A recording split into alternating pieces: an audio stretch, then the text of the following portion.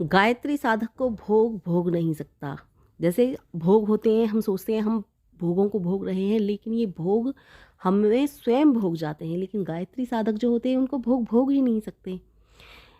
आपने एक राजा की कहानी सुनी होगी, वो कहानी मैं इस वीडियो में सुनाना चाहती हूँ कि जिसने भी संसार से प्रेम किया है ना, जिसने भी संसार से प्रेम किया, देखिए संसार में सबसे प्रेम होता है, अपनी पत्नी से, पुत्र से, अपने माता से, पिता से, भाई से, सबसे अपनी अपनी तरह का अलग अलग तरह का प्रेम होता है। लेकिन जिसने भी संसार से भर से प्रेम किया उसको किसी की भी आवश्यकता नहीं होती, वो स्वयं परमपिता परमेश्वर से प्रेम करने लगता है। लेकिन जो सिर्फ अपने रिश्ते नातों में फंस करके रह जाता है और परमेश्वर को भूल जाता है, फिर उसका कल्याण नहीं हो सकता। लेकिन गायत्री साधक को वास्तव में सबसे प्रेम हो जाता है। गायत्री साधक वास्तव में सबसे प्रेम करने लगता है। इसी के आधार पर वो कहानी है। एक राजा हुए, वो राजा बहुत अच्छे थे, न्यायप्रिय थे, बहुत अच्छे थे, जनता की भी देख रेख करते थे। लेकिन उनकी एक ही कमी थी कि वो अपनी पत्नी से बहुत प्रेम करते थे। इतना प्रेम, जैसे अंधा वाला प्रेम होता है, वो इतना प्रेम करते थे। पत्नी से प्रेम करना चाहिए, मैं ये नहीं कह रही, लेकिन उनको जो प्रेम था वो पत्नी से, अपनी से, वो अंधा वाला प्रेम था। तो वो बेहद वाला प्रेम करते थे अपनी पत्नी से। अब कुछ साधु सन्यासी होते हैं जो त्रिकालदर्शी होते हैं, उनको इस विषय में कुछ पता था। लेकिन उन्होंने कहा ये महाराज बहुत जनता से प्रेम करते हैं, लेकिन ये परमेश्वर से दूर हैं, इनका कल्याण हो सकता है, इनके जन्म जन्मांतर के बहुत अच्छे कर्म हैं, लेकिन ये अपने कल्याण के रास्ते से रुके हुए हैं। इधर वो पत्नी से इतना प्रेम करते थे कि अगर किसी अच्छे राह पर जा रहे हैं और उनकी पत्नी कह दे ये कार्य ऐसे नहीं ऐसे होना है, तो वो ही कर देते थे। यानी कि यदि इनकी पत्नी किसी निर्दोष को दोषी ठहरा दे तो फिर वो उसकी छानबीन ही नहीं कराते थे, उस दोषी को दोषी मान लेते थे। इतना ज़्यादा प्रेम था उन्हें अपनी पत्नी से। तो एक दो ने कहा भी था कि आपकी पत्नी ठीक नहीं है, लेकिन महाराज ने उनको भी दंड दे दिया कि मेरी पत्नी के विषय में ऐसा क्यों बोला। बस उन्हें अंधा प्रेम था अपनी पत्नी से, बेहद खूबसूरत उनकी पत्नी थी। तो उन्हीं के राज्य में एक व्यक्ति रहता था। उस व्यक्ति के लिए कहीं से एक, उसने तपस्या की, पता नहीं क्या हुआ, उसके लिए किसी साधु ने आकर के एक अमर फल दिया। ऐसा फल जिसे खाने से बहुत देर तक जीवित रह सके व्यक्ति, नवयुवक बना रहे, उसे कोई रोग ना हो। उस पुरुष ने सोचा मैं तो एक साधारण आदमी हूँ, इस फल को खा के बहुत देर तक जी भी लिया तो इससे लाभ क्या होगा, इसे महाराज को दे देना चाहिए। महाराज वैसे भी जनता के बहुत हितैषी हैं, महाराज जनता को बहुत प्यार करते हैं। तो फल लेकर वो महाराज के पास पहुँचा, बोला महाराज यह अमर फल है, इसे खाने वाला बहुत देर तक जीवित रहता है, लंबी उम्र हो जाती है उसकी, वह सदा नवयुवक बना रहता है, उसे कोई रोग नहीं होता, यह मैं आपके लिए लेकर के आया हूँ। महाराज बोले अच्छा। महाराज ने वो फल लिया और देखा कि अच्छा ऐसा फल है, फल लेकर अपने पास रख लिया। कुछ समय पश्चात खाने का विचार आया कि इस फल को चलो मैं खा ही लेता हूँ। लेकिन खाने का विचार आते ही उन्होंने सोचा इसे खाकर मैं कितनी देर तक जीऊँगा और युवक भी रहूँगा तो उसका फ़ायदा क्या है, लेकिन मेरी पत्नी जिसे मैं इतना प्रेम करता हूँ वो बूढ़ी हो जाएगी। जिस पत्नी को मैं, जिस रानी को इतना प्रेम करता हूँ वो तो बूढ़ी हो जाएगी, फिर जीऊँगा किसके लिए। वो बूढ़ी हो जाएगी, वो मर जाएगी और मैं जीता रहूँगा, ये अच्छी बात नहीं है। और मैं उसे इतना प्रेम करता हूँ, फिर मेरा प्रेम ही किस चीज़ का रह गया। अतः इस फल को मैं महारानी को दूंगा जाकर, ताकि वो सदा के लिए युवती बनी रहे। और उन्होंने वह फल आकर के अपनी महारानी को दे दिया कि महारानी यह फल ऐसा है कि इसे तुम खाओगी तो बहुत लंबी उम्र जियोगी और सदा के लिए जवान बनी रहोगी, तुम्हारे शरीर में कोई जल्दी से रोग नहीं आएगा। अब महारानी ने वो फल ले लिया। लेकिन जैसा कि कुछ लोगों ने राजा को बताया था कि रानी का चरित्र अच्छा नहीं है, रानी का चरित्र गलत है, लेकिन महाराज ने उस पर विश्वास नहीं किया था, क्योंकि वो रानी से बेहद प्रेम करते थे। और इतना अंधा वाला प्रेम कि रानी के प्रति एक शब्द भी नहीं सुन सकते थे। या तो यूँ कहें जो साधु सन्यासी थे, जो त्रिकालदर्शी थे, उन्होंने ही ये सब चाल खेली थी राजा की आंखें खोलने के लिए। जैसा कि मैंने आपको वीडियो की शुरुआत में ही बताया था, कहानी की शुरुआत में, कि कुछ साधु सन्यासी थे त्रिकालदर्शी, उनको पता चला कि इस राजा के जो पूर्व जन्म के कर्म हैं बहुत अच्छे हैं और इसका कल्याण हो सकता है। क्योंकि आपने सुना होगा कि साधु सन्यासी जो होते हैं ना, वो दूसरों के लिए अपना सर्वस्व जीवन दान कर देते हैं, और एक का कल्याण के रास्ते पर है वो व्यक्ति, लेकिन किसी कारणवश उसका कल्याण नहीं हो रहा। तो जैसे कोई व्यक्ति है, पढ़ने में अच्छा है, लेकिन उसके पास पढ़ाई के लिए पैसे नहीं हैं, तो हमारा क्या फ़र्ज़ बनता है कि हम पे यदि पैसा है तो उसकी शिक्षा पूरी कराई जाए। इसी तरह साधुओं का भी यही होता है कि यदि कोई कल्याण के रास्ते पे है और किसी कारण उनके कल्याण में रुकावट आ रही है, तो साधु सन्यासी उसका कल्याण करने के लिए कोई ना कोई उपाय सोच ही लेते हैं। शायद ये उन्हीं त्रिकालदर्शी साधु महात्माओं का कार्य था कि इस तरह से महाराज को अक्ल आए। अब महारानी जो थी वो चरित्रहीन थी, उसकी जो उसका जो संबंध था वो उसी राज्य के, यानी कि अपने राजा के मंत्री के साथ था। उस राजा के मंत्री के साथ जब संबंध था तो उसने सोचा कि यदि मैं इस फल को खा भी लूँगी, उसने भी यही सोचा, तो मेरे इस फल को मेरा खाने से फ़ायदा क्या होगा। मैं फल खा करके नव युवती बनी रहूँगी, सुंदर बनी रहूँगी, खूबसूरत बनी रहूँगी, और मेरे जिनसे मैं प्रेम करती हूँ वो तो मर जाएंगे, उनसे इससे फ़ायदा क्या होगा। मैं यदि उनसे प्यार करती हूँ तो मैं उन्हीं को दूंगी ये फल। महारानी ने उस फल को रख लिया और जिस मंत्री के साथ उसका संबंध था उसके विषय में इस तरह से सोचने लगी कि मैं उन्हें प्यार करती हूँ और उन्हीं को ये फल दे दूंगी। और शाम को मंत्री उसके पास आया तो महारानी ने वह फल उसे दे दिया। उसके गुण बताए कि देखिए ये फल बहुत अच्छा है, ये तुम्हें नवयुवक बनाए रखेगा, बहुत दिनों तक जीवित रखेगा, आपके शरीर में कोई रोग नहीं लगेगा। मंत्री ने देखा कि अच्छा ये फल तो बहुत अच्छा है। मंत्री ने वह फल लिया और अपनी जेब में रख लिया। अच्छा, उस मंत्री का भी किसी और औरत के साथ संबंध था, वो बाजारू औरत थी, वैश्या थी। वो बोली, उसने मंत्री ने सोचा मैं इस फल को खा करके क्या करूँगा, मैं मंत्री हूँ बेशक से, लेकिन मैं इतनी लंबी उम्र जी करके क्या करूँगा। मैं नवयुवक बना रहूँगा, मेरे शरीर में कोई रोग नहीं लगेगा, लेकिन जिससे मैं प्रेम करता हूँ वो मर जाएगी तो उसका क्या, इससे क्या फ़ायदा। इसलिए ये फल मैं उसी के लिए दे दूँगा जिससे प्रेम करता हूँ। रात को वह उस स्त्री के पास गया और वह फल उसे दे दिया, जा करके बोला इसे खाकर तुम्हारी आयु लंबी हो जाएगी, तुम सदा आज की तरह युवा और सुंदर बनी रहोगी, तुम्हें कोई भी रोग नहीं लगेगा। इसको अमर फल कहते हैं। उस स्त्री ने उस फल को रख लिया। अब वो फल उस स्त्री के पास आ गया। उस स्त्री ने अपने पास रखा वो फल, मंत्री चला गया। उसने सोचा मेरा जीवन तो पाप का जीवन है, जितनी अधिक देर जीऊँगी उतने ज़्यादा दिन पाप करूँगी, घोर नरक जाग उठेगा मेरे लिए। यह फल तो किसी ऐसे महापुरुष को देना चाहिए जो दुनिया का भला करता हो। और मन ही मन उस स्त्री ने सोचा कि महाराज भर्तृहरि, उनका नाम, जिनका राजा की कहानी सुना रही हूँ उनका नाम था भर्तृहरि। उसने स्त्री ने सोचा कि यह फल मैं महाराज भर्तृहरि को दे दूंगी, क्योंकि महाराज भर्तृहरि से ज़्यादा सज्जन और महापुरुष कोई नहीं है। वह सबका भला करते हैं, सारी प्रजा को सुखी रखते हैं, सबको न्याय दिलाते हैं, उन्हीं को यह फल दूंगी मैं। और वह दूसरे दिन महाराज के दरबार में पहुंची और हाथ जोड़कर बोली, महाराज यह अमर फल है, इसको खाने से आयु बहुत लंबी हो जाती है और सदा के लिए सदा के लिए जवान बना रहता है, उसे कोई रोग नहीं लगता। यह मैं आपके लिए लाई हूँ। और हाँ, एक बात और बता दूँ मैं कि वो अमर फल केवल एक ही था जो उस युवक के लिए दिया था। किसी ने, पता नहीं उस युवक को कहाँ से प्राप्त हुआ था, किसी तपस्या से प्राप्त हुआ था, किसी जप से, तप से, या फिर किसी साधु महाराज ने उसे दयावश दिया था। अच्छा, जब इस तरह से उस स्त्री ने महाराज भर्तृहरि को वो फल दिखाया तो भर्तृहरि महाराज ने उसे पहचान लिया। उस फल को देखा और पहचाना और आश्चर्य से बोले, यह फल तुम्हारे पास कहाँ से आया, कहाँ से मिला, क्योंकि भर्तृहरि महाराज पहचान चुके थे वो फल। वैश्या ने कहा, कहीं से मिल गया महाराज, यह आपके योग्य है, इसलिए मैं आपके पास लेकर के आई हूँ इसे।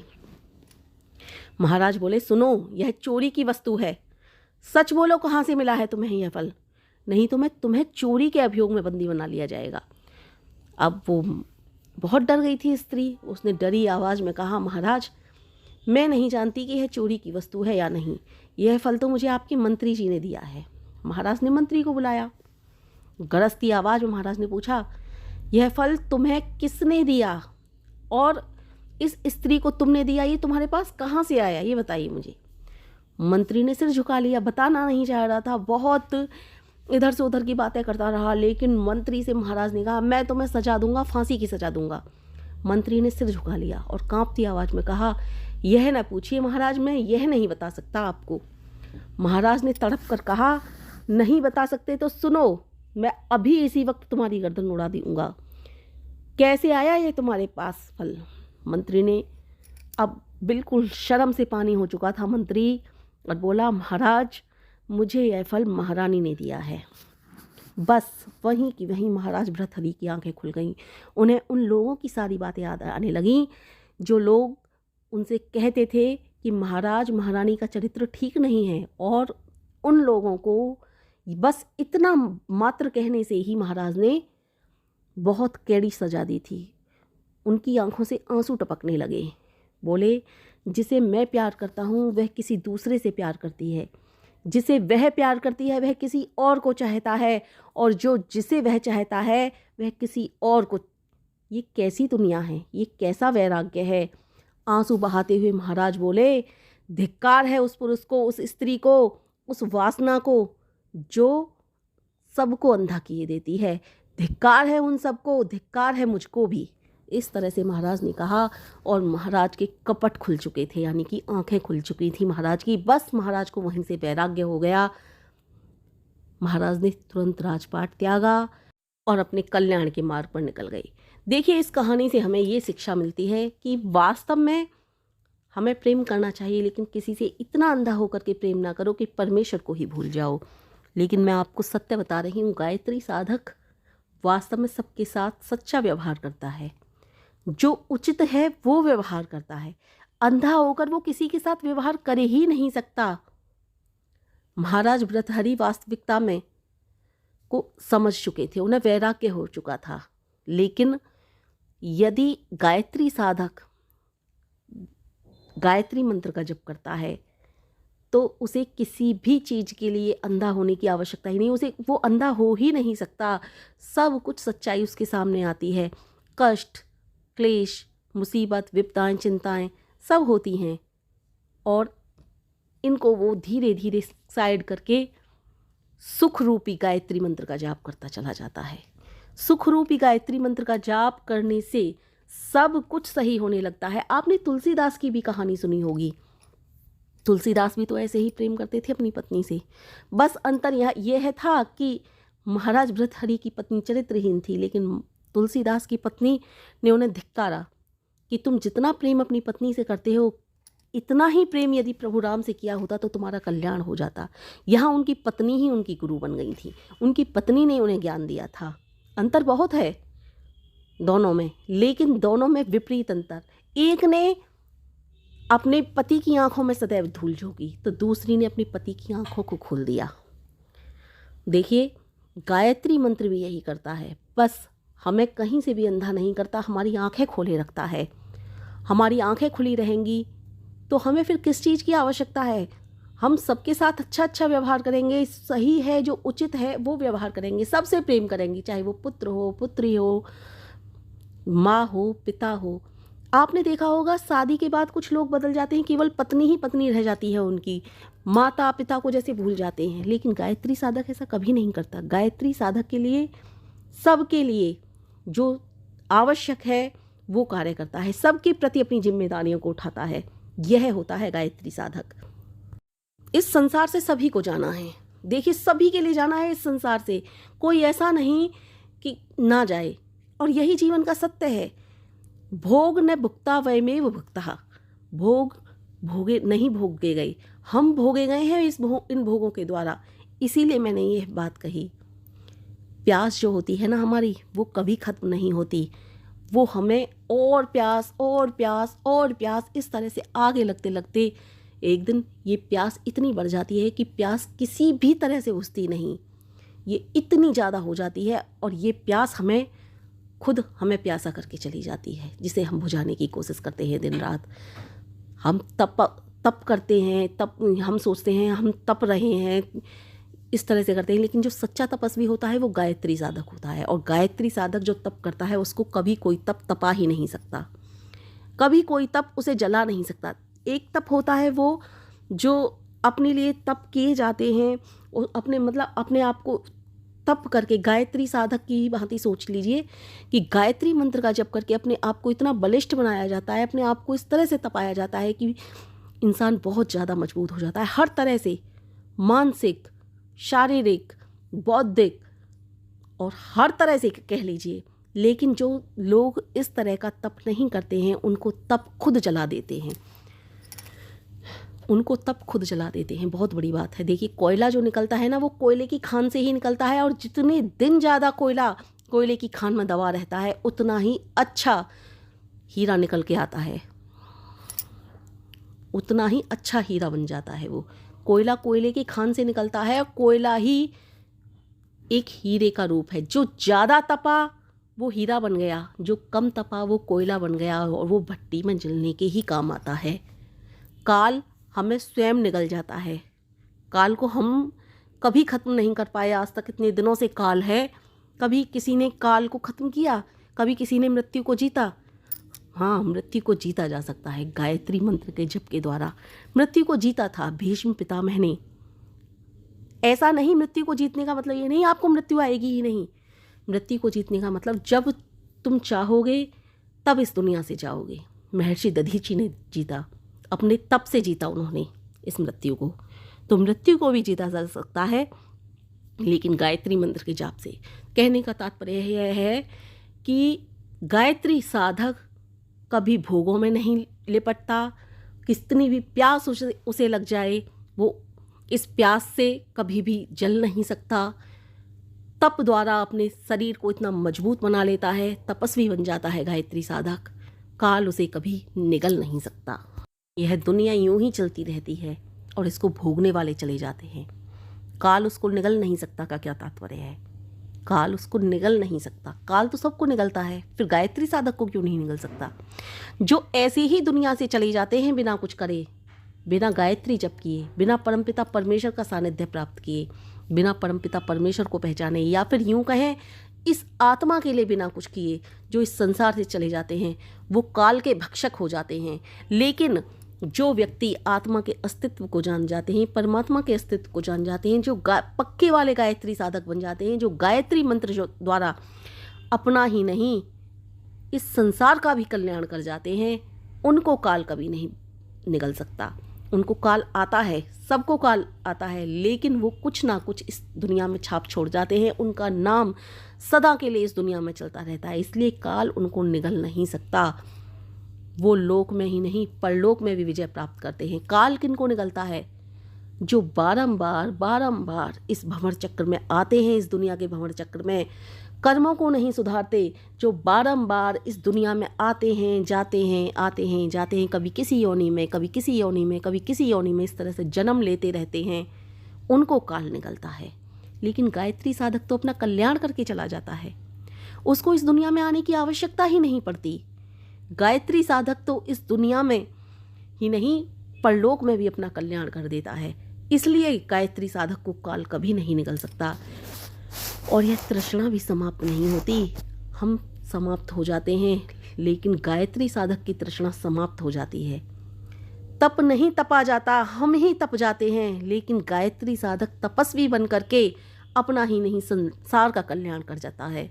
समय नहीं गुजरता, हम गुजर जाते हैं, लेकिन गायत्री साधक इस समय का सदुपयोग करके लोक और परलोक सभी का सुधार कर जाता है। इसीलिए कहा है यह चमन यूं ही रहेगा और हजारों जानवर अपनी अपनी बोलियां बोलकर सब उड़ जाएंगे, लेकिन गायत्री साधक हमेशा के लिए अपनी कोई ना कोई छाप छोड़ जाएगा। ऋषि विश्वामित्र के लिए आज भी याद किया जाता है, आज से नहीं कितने युगों पहले हुए थे।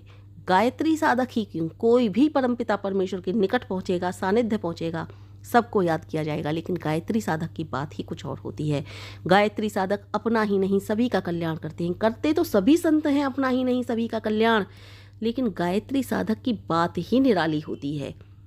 यही बात महाराज भर्तहरि ने भी उस समय कही थी, जब उनकी आंखें खुली, उन्हें वैराग्य हुआ, कि यह चमन यूं ही रहेगा और हजारों जानवर अपनी अपनी बोलियां बोलकर सब उड़ करके चले जाएंगे।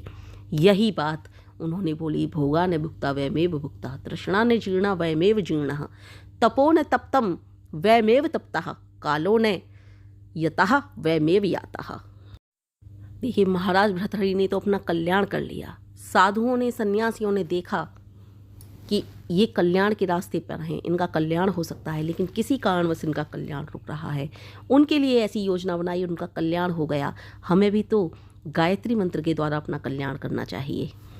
मैं ये नहीं कह रही महाराज की तरह हमें वैराग्य होना चाहिए, लेकिन अपने संसार में रहते हुए, इस संसार में रहते हुए सभी दायित्वों को निभाते हुए गायत्री जप करके हम अपना कल्याण करेंगे तो इससे बढ़कर अच्छा कुछ भी नहीं है।